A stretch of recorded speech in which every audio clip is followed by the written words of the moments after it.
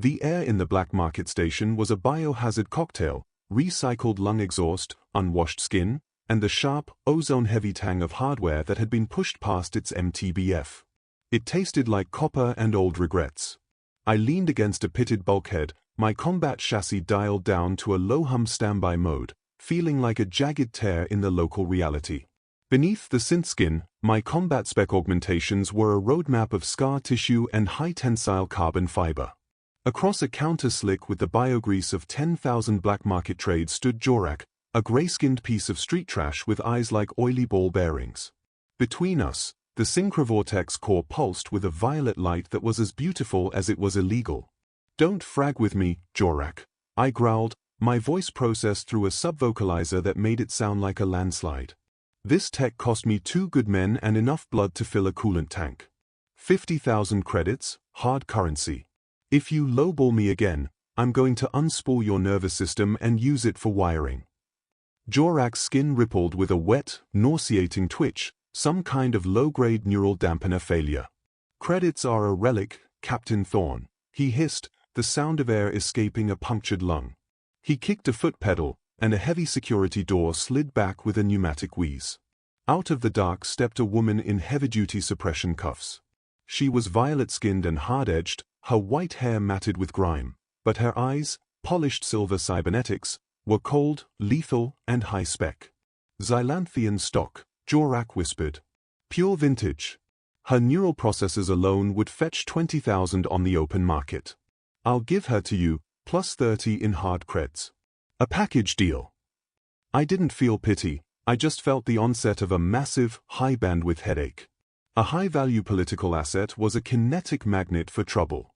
"I'm not a slaver, and I'm not a babysitter for someone else's death sentence," I spat.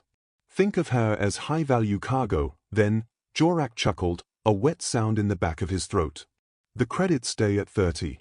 Take the girl or walk out of here with 0. I looked at the woman. She wasn't begging, she was running a tactical scan on my armor, looking for the stress points.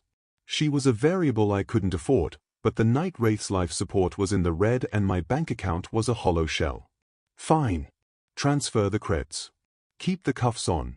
If she breathes wrong, I'll vent the holding cell." I didn't give her a tour. I shoved her into a reinforced 4x4 holding cell behind the engine block where the radiation shielding was thickest.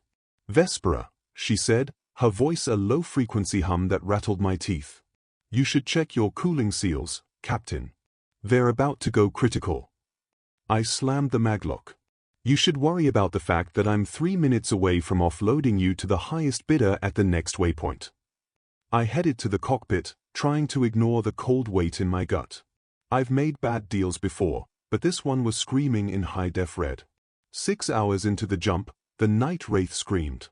A coolant line snapped with the sound of a pistol shot, and the ship's primary computer, a piece of proprietary Xylanthian hardware I'd scavenged from a wreck years ago, locked me out. The screen flashed a high-clearance override code I couldn't crack even with a top-tier deck. I stormed back to the holding cell, my pistol drawn and the safety off. "What did you do to my ship?" Vespera sat on the floor, looking bored. "I didn't do a damn thing.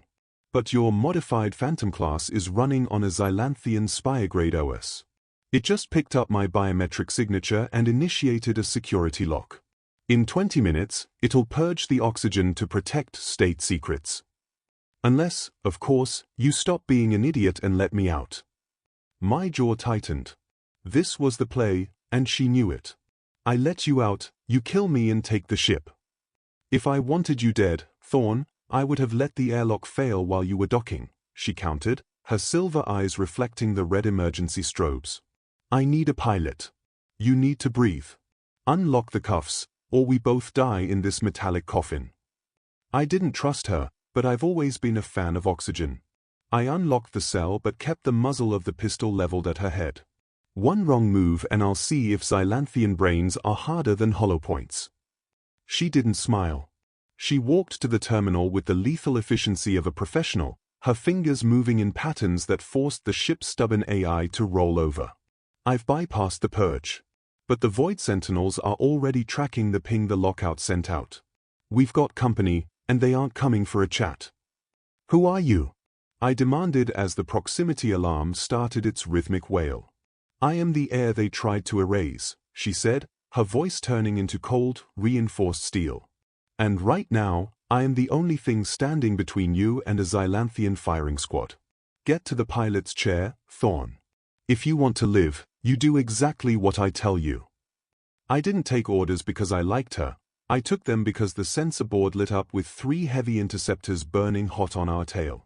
I pushed the Night Wraith into a punishing, G-heavy dive, the inertial dampeners groaning. Set a course for the Oort cloud, she commanded, her violet skin glowing as she interfaced directly with the ship's navcom via a hidden port. I'm going to ghost our signature. It's going to hurt, but it'll keep us off their scopes. The link wasn't some romantic mind melt, it was a brutal, high-bandwidth neural hijack. She used the ship like a weapon and used my own brain as a biological buffer to handle the feedback.